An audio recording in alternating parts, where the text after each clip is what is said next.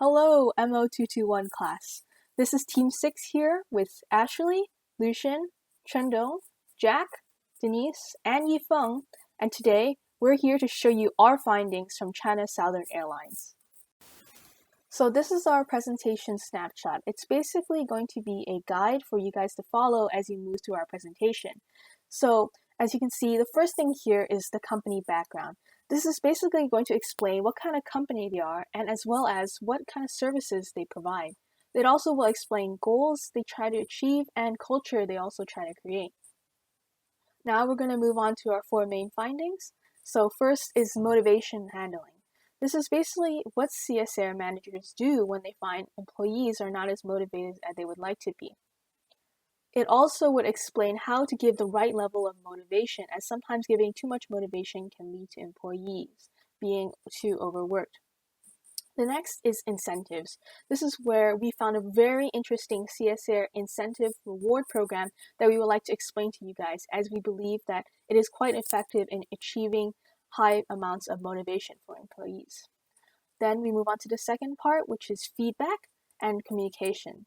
For feedback, we all know that managers have a hard time explaining what an employee can do better. So we kind of asked how CSR handles these tough conversations, and through those conversations pushes an employee to review their actions and improve constantly over the time they spend there. The next is communications. So we all know that communication is really important to handling conflicts. And so we wanted to share CSR strategies and what the managers do to communicate their ideas effectively and get everyone to have their opinions heard. And finally, we arrive at the conclusions. We basically wanted to summarize all our findings here and explain what we learned that we use to improve our own teamwork, and hopefully using our findings, maybe it can improve your teamwork as well.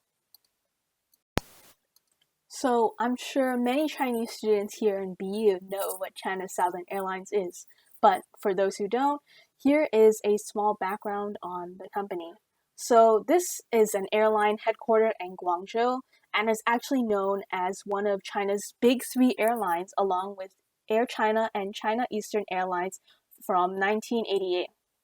It is actually the world's sixth largest airline, measured by passengers carried, and Asia's largest airline in terms of fleet size, revenue, and passengers carried.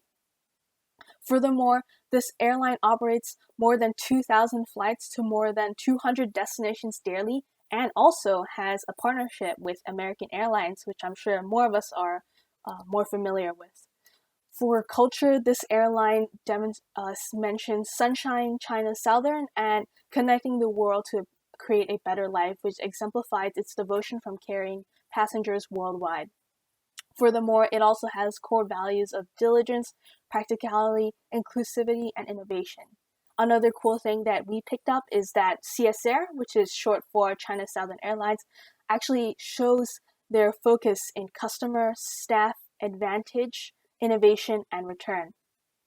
According to what we've learned in class, there are two types of motivation, intrinsic and extrinsic. Both parts were mentioned in our interviews with China Southern Airlines managers.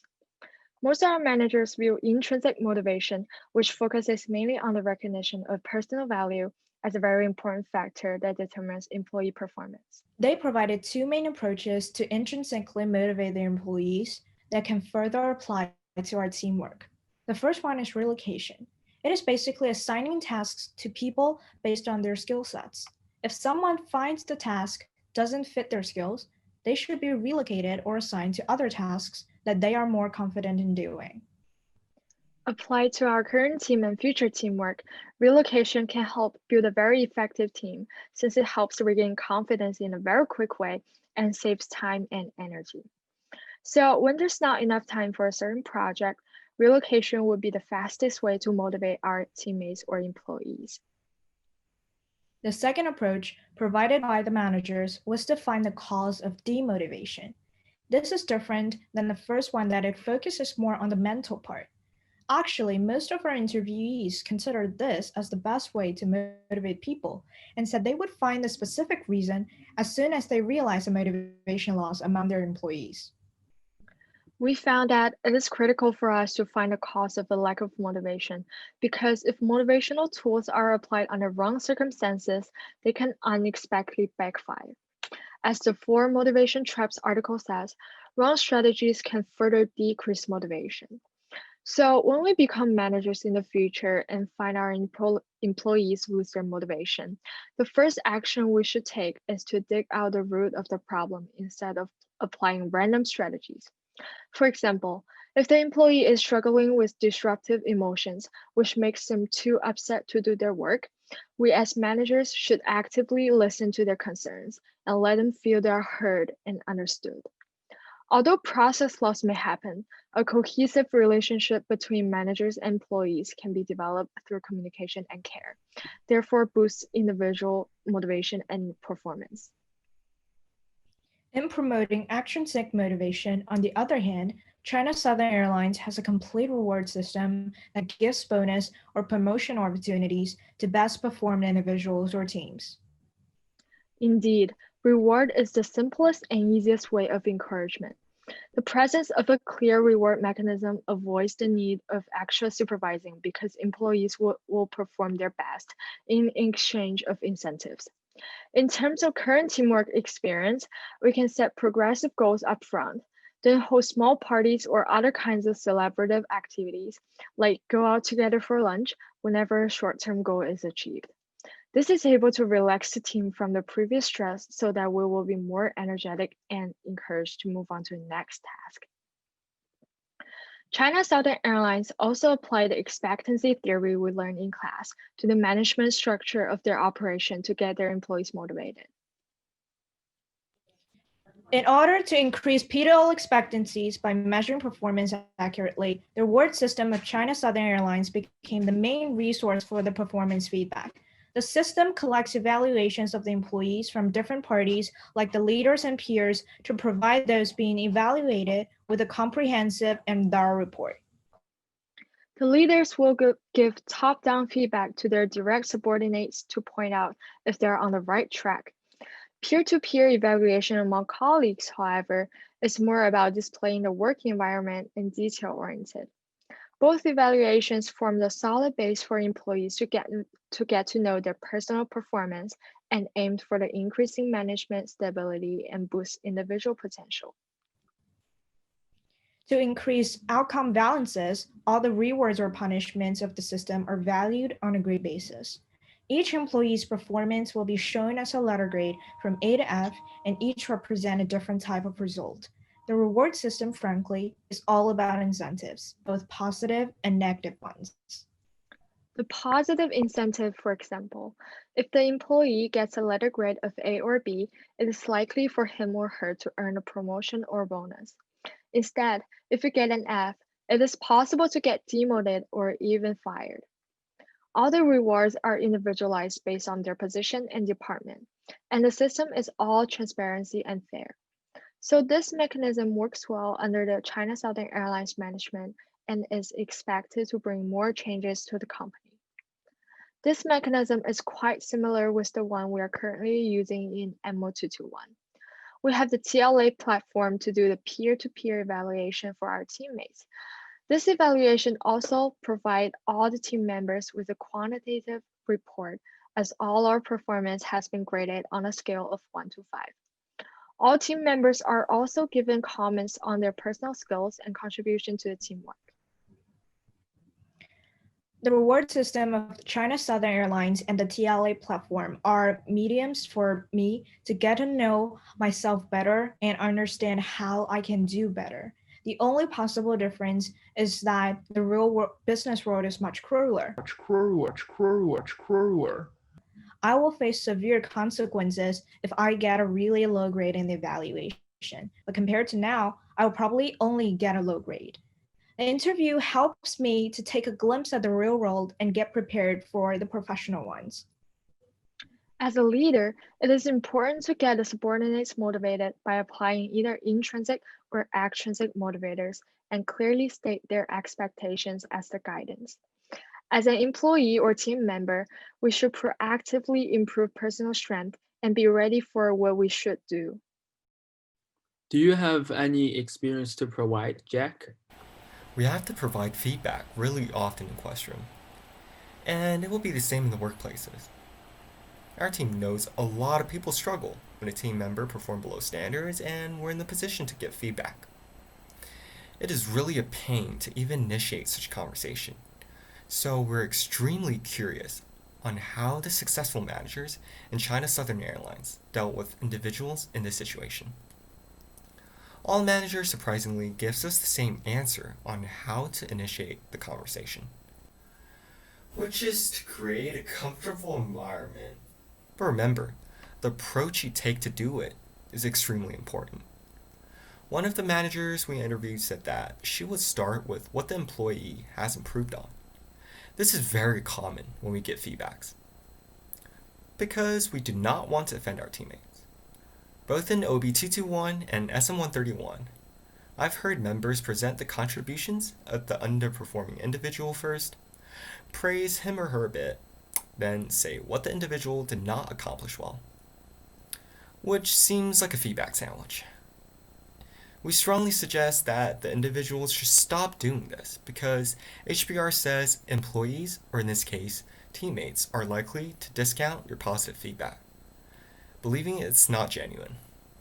What you really should do is to start with what the individual has done wrong, give him or her an opportunity to respond to the concern. This is straightforward and it avoids offending the individuals because they get a chance to voice their opinions. Now, my teammate Chen could provide you with another aspect on feedback. In our team, we also encountered the same thing. When I did our paper, Jack and Lucian criticized the content of what I have written. They think I did not introduce the accurate sources.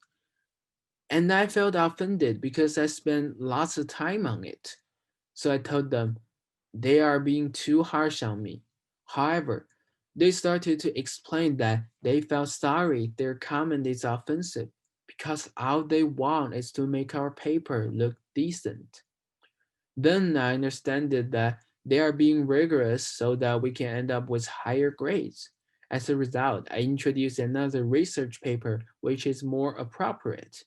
By communicating like this, we can get positive feedbacks and then we will trust each other, which increase the team cohesiveness.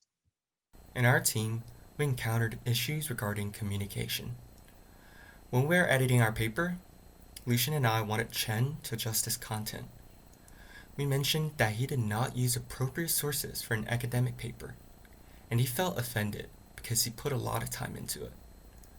So he told us that we're too harsh on him, and he was frustrated.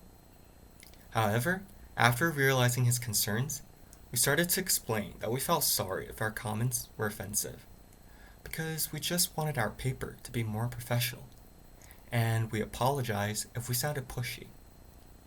Then he started to understand that we were providing suggestions for him to improve, so that we could end up with a better grade, rather than disregarding his effort.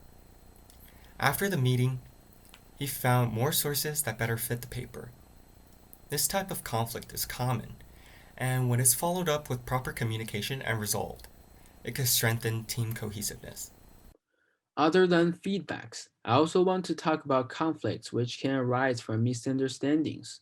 When I asked manager Wang about how he usually did to solve a misunderstanding problem, he replied with one word: communication. Communication. Communication. More specifically, effective communication. Misunderstandings may be one of the most common starts of a conflict. One give an example that one manager claimed that workers should spend more time to increase output, while another manager asserted that workers should spend less time avoiding being overloaded to decrease the chance of having accidents. He told both managers that they should make a concession through communicating with each other. We all know the rest of the story. They get the feedbacks from each other and they take a step back. After that, they were much more open to different ideas than before, which made the team more united. Moreover, It also builds strong interpersonal bonds as they start to trust each other, which increase the team cohesiveness. Every team has their own lessons from their own interviews and projects. However, for Team 6, one quote from CSR manager Wang Lulu has a profound impact on us the most. During her interview, she says, sometimes a team is like a family. They fight, but they fight for a greater good. We've had our own team troubles, from communication problems, conflicts, and even motivation problems at one point. However, we've learned from each struggle and grown stronger as a team because of it. This interview project was indeed challenging, but we've learned a lot about how MO221 concepts apply to the real world, and even more importantly, about ourselves as a team member during the process. Now that this project has finally come to a close, we've learned many important skills that can be applied to future projects, not only in school but in the business world, and we'd hope that you learned something from our experience interviewing China Southern Airlines. We'd like to thank you all for listening to our project.